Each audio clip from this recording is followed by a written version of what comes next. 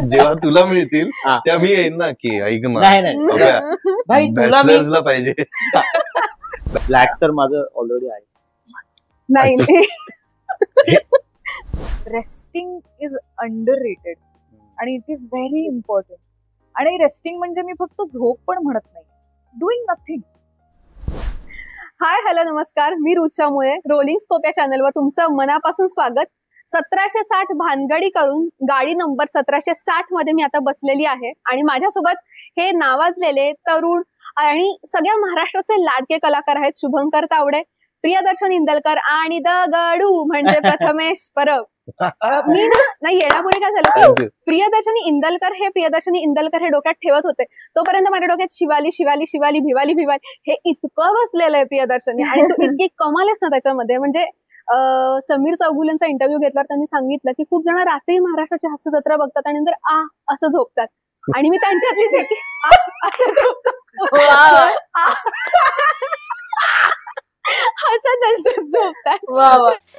More More cup असणार, cup संस्थेचं नाव असतं बघ कपावर, आणि मग 4 चौघात प्यायला आपल्याला ऑड वाटतं. कप असणार. हत्ती आहे सर, सोन्याचा हत्ती आहे सर, फक्त 2.5 तोळ्याचा. गोड मानून घ्या सर, छोटीशी भेट आमच्याकडनं. फोटो घ्या, फोटो घ्या. प्रथमेशनी मानच खाली घातली. नाही मला वाटलं तो शुभंकरच आहे तोही त्याच्या ऍड झाली, याचा मला आनंद आहे. चांगलंय, असर हो गया लगेच झाला. आणि तो पण आता आपण 1760 कडे वळूयात. ट्रेलर बघून खूप छान वाटलं. आणि एक गोष्ट प्रामुख्याने की इथे येण्यापूर्वी मी काही रिव्ह्यूज वगैरे बघितले, खास प्रथमेश तुझं कौतुक झालेलं आहे अनेक जणांच्या रिव्ह्यूज मध्ये की खूप वेगळ्या पद्धतीची तुझी भूमिका आहे. तर या कथानकाचा तू कसा भाग झालेला आहेस? मला ऍक्च्युली योगीराजला थँक्यू म्हणायचं, कारण असं काहीतरी वेगळं त्याने माझ्यासाठी लिहिलं, त्याने माझा विचार केला. कारण जनरली माझे जे कॅरेक्टर्स असतात ते डायलॉग ओरिएंटेड असतात किंवा स्टाईल असते किंवा काहीतरी त्याला काहीतरी खूप जास्त सपोर्ट असतो. या सिनेमात अभिला आहे तसा सपोर्ट, रायटिंग वाईज ते खूप स्ट्रॉंग कॅरेक्टर आहे, पण त्याला काही डायलॉग बाजी नाहीये, त्याच्याकडे असे सॉलिड पंचेस नाहीये. असं नसताना सुद्धा तुमचं कॅरेक्टर पोहोचवणं, तिकडे तुम्ही असणं हे फार महत्वाचं आहे. करेक्ट. सो ते जे मला आजी इकडे पडलेली दिसली, मी आजीकडे धावलो, ती बॅग इथे होती, पण आता तिथे नाहीये. तेच तर, बॅग नाहीये. मग कुठे कुठे कुठे तेच तर विचारतो, कुठे? इंटरनल प्रोसेस जी आहे या कॅरेक्टरची खूप जास्त आहे. म्हणजे एखाद्या गोष्टीला रिॲक्ट न करता सुद्धा कसं रिॲक्शन पोचवू शकतो आपण, हे फार डिफिकल्ट आहे ऍज अ ऍक्टर म्हणून. म्हणजे तुम्हाला यात माझ्या रिॲक्शन फार दिसणार नाहीत, पण तरी तुम्ही त्याच्याशी कनेक्ट करू शकता. हे रायटिंगची कमाल आहे. माझ्या ऍक्टिंगचं म्हणजे मी थोडं प्रयत्न, पण तू ते सगळं उत्तमपणे मांडलंयस. म्हणजे ऍक्टिंगची कमाल आहेच त्याच्यामध्ये. म्हणजे ते आता ऑडियन्स ठरवेल, म्हणजे ते जे काय आहे ते. पण मला असं वाटतं की आम्ही असा प्रयत्न केला की कमीत कमी मुवमेंट्स ठेवून, कमीत कमी रिॲक्शन ठेवून तो किती रिअल करू शकतो आपण. कारण त्याचे जे नंतरचे जे ट्विस्ट आहेत ते लोकांना खरे वाटले पाहिजे. तो जो सच्चेपणा आहे तो तसा ठेवण्यासाठी त्यांनी तो ग्राफ तसा ठेवलेला आहे त्या कॅरेक्टरचा. आणि अभि मला असं वाटतं की तुम्ही लुक वाईज पण त्याला थोडा सपोर्ट आहे. म्हणजे चष्मा घातलाय, छान हेअरस्टाईल केलेली आहे, म्हणजे जरी स्ट्रगलर असला तरी चांगला दिसणारा स्ट्रगलर आहे, लोकांना आवडणारा. म्हणजे असं लोकांना असं वाटू शकतं की हा मी आहे. म्हणजे योगीराजचं स्वतःचं ऍक्च्युअली कॅरेक्टर आहे, जो रायटर डिरेक्टर आहे स्वतःचं कॅरेक्टर आहे, फक्त तो माझ्यापेक्षा जास्त सुंदर दिसतो, त्याच्यामुळे त्याने तसं तो डिझाईन केलेलं आहे अभिचं कॅरेक्टर. मान्य. त्याच्यामुळे ते लोकांना आपलंसं वाटेल.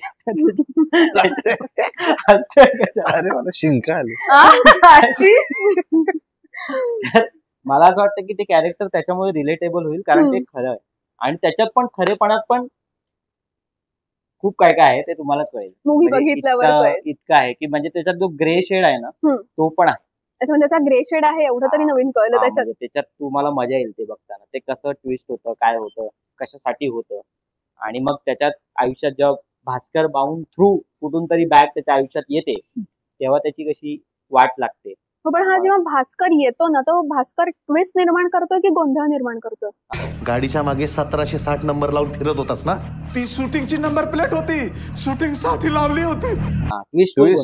ट्विस्ट गोंधळ हे गाडी नंबर 1760 या फिल्मचा एक वेगळा भाग, म्हणजे एक भागच आहे. ते तो कोण एक जे एक व्यक्ती येऊन या गोष्टी कोण करत नाहीये, ते घडतातच आहेत. म्हणजे त्या व्यक्ती बरोबर पण घडतायत, त्या व्यक्तीमुळे पण घडतायत, आणि एकंदरीत फिल्म मध्ये हा गडबड गोंधळ ट्विस्ट हे सगळे होतातच आहेत. आणि मेनली काय आहे की कोण जाणून बुजून काही करत नाही, त्यांना होत जात आहे. त्यांना आपण कोलॅटरल डॅमेज किंवा डॉमिनो इफेक्ट म्हणतो त्याला, की एकानंतर एक मग त्याच्यानंतर असं होत जातात गोष्टी, आणि कोणाच्या हातात ते कंट्रोलच नाहीये. आणि ग्रे शेड बद्दल जर बोलायला झालं तर ना, आपण सगळे कॅरेक्टर्स ना खूप ह्युमनाइज केलेले आहेत, सगळ्यांना नॉर्मल माणसांसारखंच ठेवलेलं.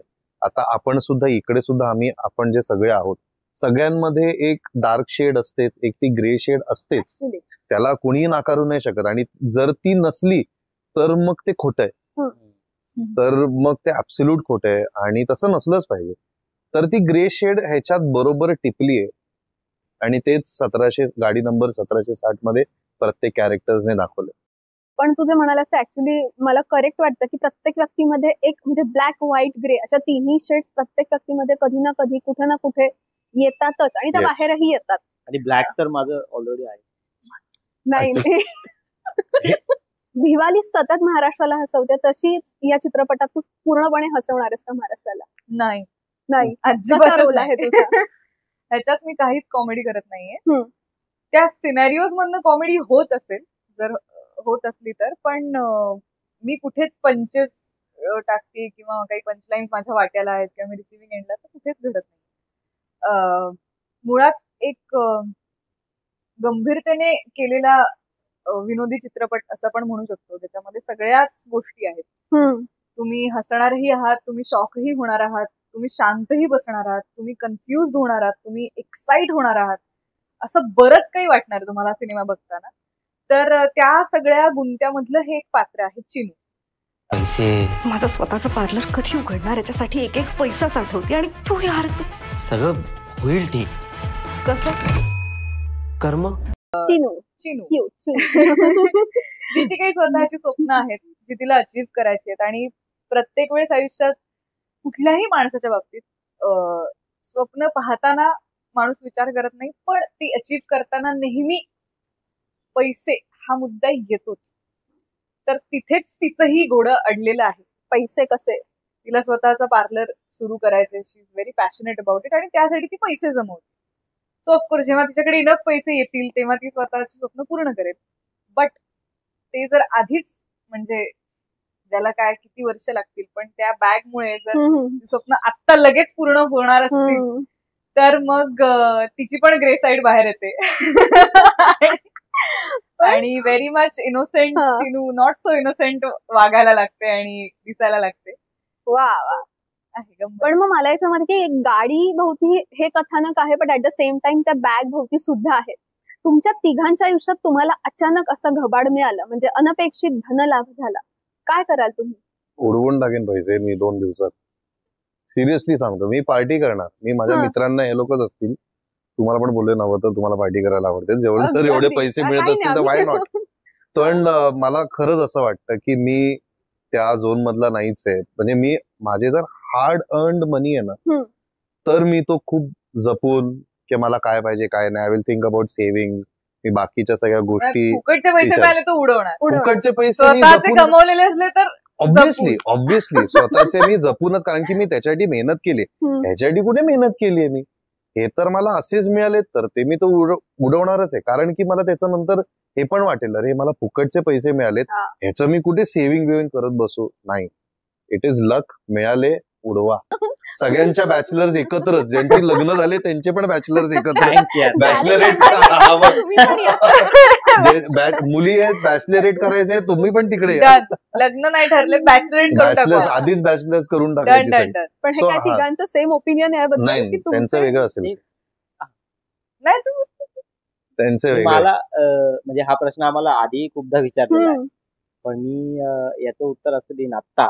मला असं वाटतं की जे माझ्या आजूबाजूचे लोक आहेत, ज्यांना अतिशय गरज आहे त्यांना मी हे पैसे थोडे थोडे देईन, त्यांना जेवढे हवे तेवढे. कारण मला असं वाटतं की आपण एखादं घर घेतो, आपण एखादी गाडी घेतो, आपल्याकडे तेवढे पैसे असतात किंवा आपण ते लोन काढू शकतो किंवा आपलं लोनसाठी आपण अप्लाय करून तेवढे एलिजिबल आपण असतो आणि आपल्याला ते लोन मिळतं. पण काही काही लोक असतात ज्यांना काहीच मिळू शकत नाही. त्यांचं इन्कमच तेवढं सोर्स नसतं. सो पण माझ्या ओळखीचे, माझ्या आजूबाजूचे जे लोक आहेत त्यांना जर एखादं त्यांचं घर घ्यायचं असेल किंवा त्यांची गाडी घ्यायची असेल, त्यांना काही करायचं असेल, तर मी त्यांना सांगेन की तुम्ही हे पैसे ठेवा. म्हणजे तुम्ही हळूहळू रिटर्न करा किंवा पण करा, म्हणजे रिटर्न करा, कारण ते एक जबाबदारी पण त्यांच्यावर येईल. आणि बेसिकली मला हा थॉट कुठून आला, कारण माझे जे जवळचे काही लोक आहेत त्यांच्यावर मी डिस्कशन करत होतो. तो मला असं जाणवलं की आपण या स्टेजला आल्यानंतर आपल्या आयुष्यातले प्रॉब्लेम्स खूप वेगळे होतात आणि ह्यांचे प्रॉब्लेम्स खूप वेगळे आहेत. बेसिक प्रॉब्लेम्स असतात की मला हे नाही मिळालं, मला हे पैसा नाही आया, मला हे नाही मिळालं, म्हणजे मला मी काम केलेले पैसे नाही मिळाले. सो हे फार होतं आपल्या इंडस्ट्रीमध्ये. सो ते आपले आजूबाजूचे लोक आहेत त्यांना विचारून मी त्यांना कदाचित हे पैसे जास्तीत जास्त देईन, जास्त जे गरज आहे त्यात. म्हणजे दुसऱ्यांची स्वप्न साकार करायला तू थोडक्यात मदत करशील असं म्हणता. हा, म्हणजे मदत म्हणजे मला तर मिळालेलेच आहेत, तर मग काय मदत काय त्याच्यात. बॅचलर्सचे सुटले पण मी तुला मिळालं मी येणार आहे, ते विषयच नाही. तेव्हा मी गरजू असणार आहे. जेव्हा तुला मिळतील तेव्हा मी येईन ना की ऐक ना, बॅचलर्सला पाहिजे, बॅचलर्स साठी पाहिजे. आयुष्याच्या या टप्प्यावर आलोय मी, आता कुठले टप्पे नीट बसत नाही. प्रियदर्शनी तू काय करशील? जसं तू म्हणला की हा प्रश्न मला आधी विचारलाय, तर मी असं वेगळं उत्तर दे ना आता. सेव्हिंग करेन मी, म्हणजे मला तेवढंच सुचतं वेगळं. पण आता जर असं कंपल्शन आहे की उडवायचंच आहे, उडवाय खर्च काहीतरी उडवायचं नाही रे, पण म्हणजे असं खर्च करायचा, तर आता असं माझ्या डोक्यात येते की मी खूप मोठमोठ्या स्टायलिस्टना हायर करून स्वतःला वेड्यासारखं फॅशन झोतात विकून दे आणि वाटेल त्या वेगवेगळ्या स्टाईल्स एक्सप्लोर करेन आणि खूप फोटोशूट करेन. म्हणजे तुमच्या तिघांची काही स्वप्न असतील तर नक्कीच साकार होतील आणि तुम्हाला मिळेल कदाचित असं घबाड. हा चित्रपट करताना तुमची तिघांची केमिस्ट्री आणि तुमचा गप्पा किंवा एक फ्रेंडशिप म्हणतो ना, ती खूप छान दिसते, निखळ दिसते. आणि हे करत असताना कुठेतरी काही ना काही गंमत सेटवर घडत असते, एखादी डायलॉग डिलिव्हरी करताना किंवा काय. तुमच्या तिघांचे असे कुठले डायलॉग जे डिलिव्हर करताना काहीतरी गंमत सतत घडली? खरं तर आम्ही एकत्र असे सीन्स आमचे असे खरंच नाही, कारण की फिल्म ही 2 वेगळ्या झोन मध्ये अशी जाते, 2 पाथने जाते आणि नंतर ती एकत्र येते. पण बाकी एनिवेज आम्ही व्हॅनिटीतच जास्त मला भेटलोय. वाटतं आम्ही मजा करण्यापेक्षा ना आम्ही कामात तर मजा केलेलीच आहे. आणि आमच्या म्हणजे तिघांचे तुम्ही जर जर्नी बघाल तर एक वेगळ्या प्रकारची जर्नी आहे. म्हणजे आम्ही एकांकिका केलेल्या आहेत, नाटक केलेलं आहे, आता वेगळ्या प्रकारची आम्ही कामं करतोय. तर आम्ही भेटल्यानंतर आम्ही एकमेकांची खरं बोलू शकतो, इतकी आमची फ्रेंडशिप आहे. म्हणजे असं पण नाही की आम्ही रेग्युलर भेटतोय, आम्ही रेग्युलर, आम्हाला तिघांनाही माहितीये की आम्ही तिघही खरे आहोत. म्हणजे कधी ग्रे साईड असे आली तरी पण आम्ही एकमेकांना सांभाळून घेऊ शकतो आणि एकमेकांशी खरं बोलणं. म्हणजे आज एखाद्या सिनेमामध्ये जर सिनेमा वाईट असेल किंवा सिनेमा चांगला झाला नसेल तर मी प्रामाणिकपणे शुभंकरला, प्रियदर्शनीला सांगू शकतो की नाही बॉस मला नाही आवडलं, तेही मला येऊन सांगू शकतात, शिव्या घालू शकतात. सो ती एक कम्फर्ट झोन असलेली रिस्पेक्टफुल मैत्री ही आहे आमच्या. तर त्याच्यामुळे ते फार भारी आहे आमच्या तिघांचं. पण माझे आणि प्रथमेचे मॅक्सिमम सीन्स एकत्र आहेत, माझे मोस्टली त्याच्याच सोबत आहेत सगळे, तर तिकडे एक वेगळी मजा येते. म्हणजे आम्ही ऍक्शन रिॲक्शनचा गेम खेळतो लिटरली, कधी कधी असं वाटायचं. नजर तुझी मनावरी घालते घाला, डोळ्यांच्या डोहामध्ये जीव बुडाला, आधी होतो साधा झालो शायरी वाला, तुझ्या विना काही ना सुचे मनाला. त्याच्या काही वेगळ्या सेट ऑफ रिॲक्शन्स आहेत, माझ्या काही वेगळ्या सेट ऑफ रिॲक्शन्स आहेत, पण जे ठरवून यायचं त्याच्यापेक्षा वेगळं काहीतरी सीन मध्ये व्हायचं, कारण की हे मिक्सचर एकत्र यायचं, तर ती फार गंमत होती. आणि वेगवेगळ्या पॉइंट ऑफ व्ह्यूने आम्ही कॅरेक्टर बघत असल्यामुळे त्या गोष्टीची मजा होती. कारण काय ना, ती वेगळ्या प्रकारे रिॲक्ट करेल आणि मी जर तसंच रिॲक्ट केलं तर मजा नाही, मी काहीतरी वेगळं पाहिजे. जेव्हा भास्कर भाऊन बरोबर रिॲक्शन म्हणजे सीन व्हायचे तर ते काय करणार आहेत हे रिॲक्शन त्यांच्या वेगळाच आहेत, पण सेम सिच्युएशनवर माझी काय रिॲक्शन आहे. सो हे सगळ्या ज्या रिॲक्शन आहेत ना ते आपण म्हणजे काय तू किती जाऊ शकतोस याच्यापेक्षा तू किती तिथे राहू शकतोस हे फार महत्वाचं आहे या सिनेमात.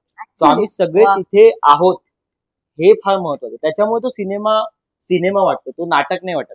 म्हणजे बऱ्याचदा अशा सिनेमांचं काय होतं, बऱ्याचदा तू ट्रेलर अरे बघ ना हा पंच काढला बघ त्याने कसा मस्त कॉमेडी केली ना, तर तसं नाही याच्यात. आता बघा कॉमेडी करूया असं नाहीये, कारण या कॉमेडी सोबत वेगवेगळे सपोर्ट्स आहेत आम्हाला. म्हणजे थ्रिलर आहे, सस्पेन्स आहे, अशा गोष्टी आहेत सिनेमात ज्या सांगू पण नाही शकत, इतक्या छान छान झाल्या.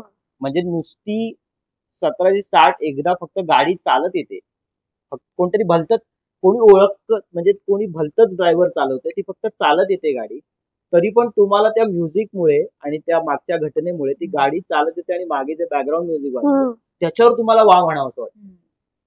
सो ही काही फार ग्रेट मुवमेंट नाही ना गाडी चालत येणं, पण ती ज्या मुवमेंटला चालत येते त्याच्यात मजा आहे. सो त्या छोट्या छोट्या मुवमेंट्स फार मस्त आहेत सिनेमात. मला असं वाटतं की जसं तो म्हणाला की एक काहीतरी पंच टाकून जी कॉमेडी होते किंवा तो जॉनर ना आता इनफ झालाय किंवा आता असं झालंय की लोकांची टेस्ट पण खूप वेगळी झालीय. खूप वेगवेगळ्या पद्धतीच्या कॉन्टेंटला सध्या लोक एक्सपोज होत आहेत. त्यामुळे नॉट नेसेसरीली की एक टिपिकल मराठी व्यावसायिक पद्धतीची कॉमेडी वर्क होईलच असं नाही. ती होते, फॉर शुअर होते, पण सगळीकडेच होईल असं नाही. त्यामुळे सिनेमात एस्पेशली या पद्धतीची कॉमेडी जास्त वर्क करते, ज्याच्यामध्ये असे ठोस पंचेस नाहीये, ती सिच्युएशनल कॉमेडी आहे, रिॲक्शन्स वर सगळं. मला एक जस्ट असं आठवलं, देवमाणूसच्या वेळेस महेश मांजरेकर सरांची मुलाखत घेतली तेव्हा त्यांनी एक वाक्य सांगितलं की acting is all about reactions. लोकांना वाटतं की आपण जे करतोय ती सतत ऍक्टिंग आहे, पण तुम्ही जे रिॲक्ट करता हे सगळ्यात जास्त महत्वाचं आहे.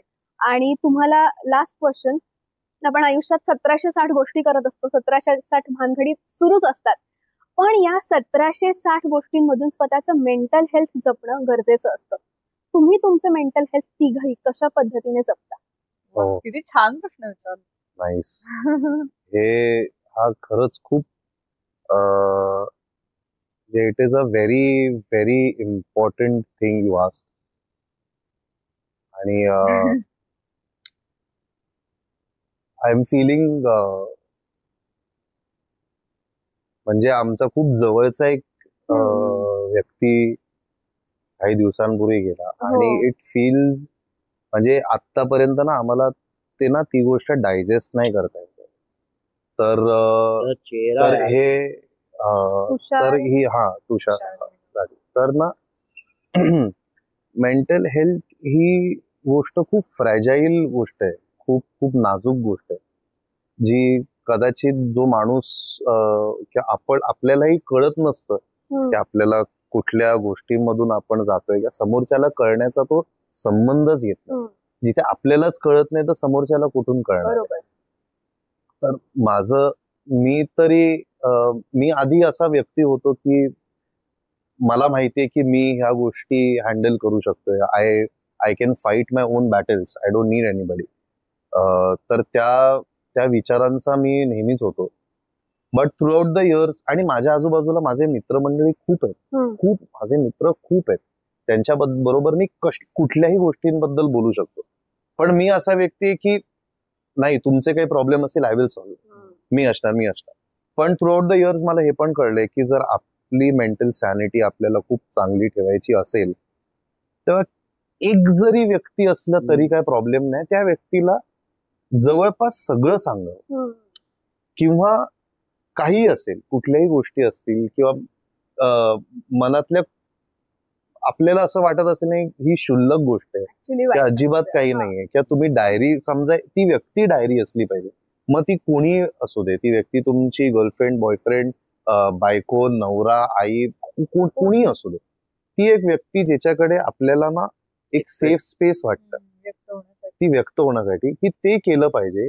आणि किमान ना आपल्याला पण कळतं की मला हे एक गोष्ट समजा आपल्याला खूप नॉर्मल वाटत असेल की अरे मला ना हे सतत उगाच रडू येतंय, मला उगाच बसतोय रडू. बट ज्या थर्ड पर्सन हे ऐकतो त्याला तो एका वेगळ्या माइंडसेटने जेव्हा बघतो, तो सांगेल की I guess you need help. And taking help is not a sign of weakness. जेव्हा आपण बोलतो taking therapy, taking help, going and talking to a therapist also is not a sign of weakness, not a sign की you are mad. हा, ते problem नाहीये, it is a solution. हे झालं स्वतःसाठी. बाकीच्यांसाठी just be good to people. Humanity आणि just being kind to people is very important. मला असं वाटतं की ऍक्टरचं जॉब प्लेइंग विथ इमोशन्स असतं आणि ते इमोशन्स कधी कधी कंट्रोल न झाल्यामुळे खूप गोष्टी घडतात. म्हणजे राग आला तर एक्स्ट्रीम, म्हणजे प्रत्येकाच्या नॉर्मल माणसांच्या आयुष्यात पण होऊ शकतो. मी ऍक्टर म्हणून एक गोष्ट त्याच्या पॉइंट ऑफ व्ह्यू सांगतो की राग आला तर तो एक्स्ट्रीम येऊ शकतो, रडणं आलं तर ते एक्स्ट्रीम होऊ शकतो, कधी कधी हसणं आलं तर ते एक्स्ट्रीम होऊ शकतं. कदाचित ते एक्स्ट्रीम असणं कधी कधी चांगलं असू शकतं. माझं म्हणणं नाही की तो आनंद एक्स्ट्रीम असेल तर चांगली गोष्ट आहे, पण दुःख आणि राग किती एक्स्ट्रीम असावा याच्यावर जरा थोडासा संयम, थोडासा कंट्रोल असायला हवा.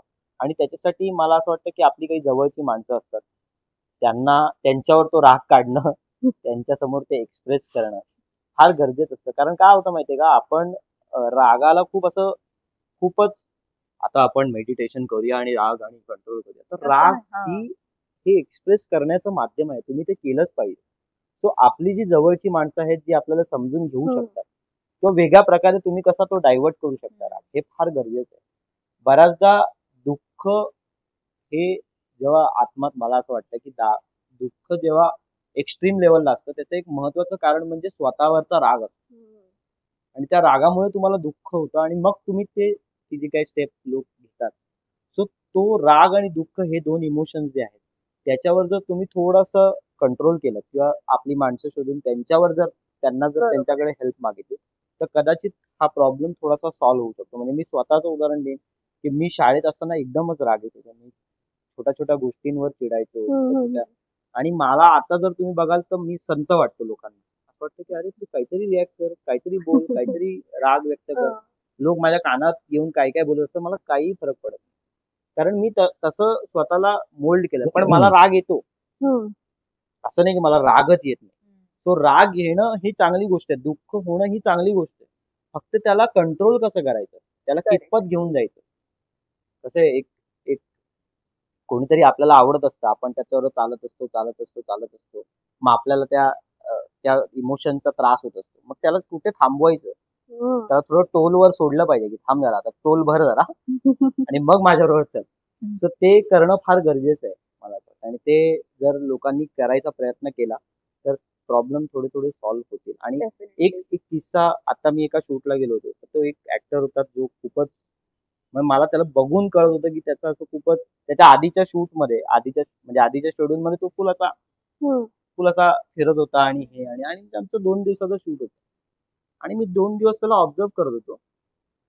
असा का वागतो, मग तो माझ्या रूमवर येणं पण टाळत होता. तो आधी यायचा, आम्ही पत्ते बित्ते खेळायचो वगैरे. तर मला असं वाटलं की मी त्याच्याशी बोललो पाहिजे. मी त्याला ओळखत पण नाही पाहिजे, म्हणजे असं फार काही एक 15 दिवस शूट केलंय, पण मला असं वाटलं की नाही आपण त्याच्याशी बोललं पाहिजे. मी त्याला म्हणलं की अरे काय आलं तो रडायला लागला, फुल रडायला लागला. मग मी त्याला सांगितलं की ठीक आहे, माझ्याही आयुष्यात असेच प्रॉब्लेम सुरू आहेत सध्या, पण मी कसा त्याच्याशी डील करतो. सो हेल्प करणं दुसऱ्यांना, म्हणजे स्वतःला जर दुःख आहे ते जर दुसऱ्यांच्या चेहऱ्यावर आपल्याला दिसतंय तर ते बोला त्यांच्याशी. ते ओळख आपली जवळची असली पाहिजे व्यक्ती, असं काही गरजेचं नाही. तुम्हाला असं वाटलं ना की नाही बॉस, आपल्याला कदाचित आपण त्याचा प्रॉब्लेम सॉल्व्ह नाही करणार, पण त्याला थोडं तरी हलकं वाटेल, ऐकून घेऊ शकतो. सो मला असं वाटतं की प्रॉब्लेम झाल्यानंतर तुम्ही बोलणं, समोरचा काय बोलतोय हे ऐकणं, त्याला काही जजमेंट कुठलंही पास न करता आपण फक्त ऐकलं आणि त्याला फक्त सांगितलं की बाबा रे ठीक आहे, हे आहे, पण तू असं करून बघ जर पॉसिबल झालं तर. एवढं करणं पण फार मोठी गोष्ट आहे. तू काय सांगतेस प्रियदर्शन?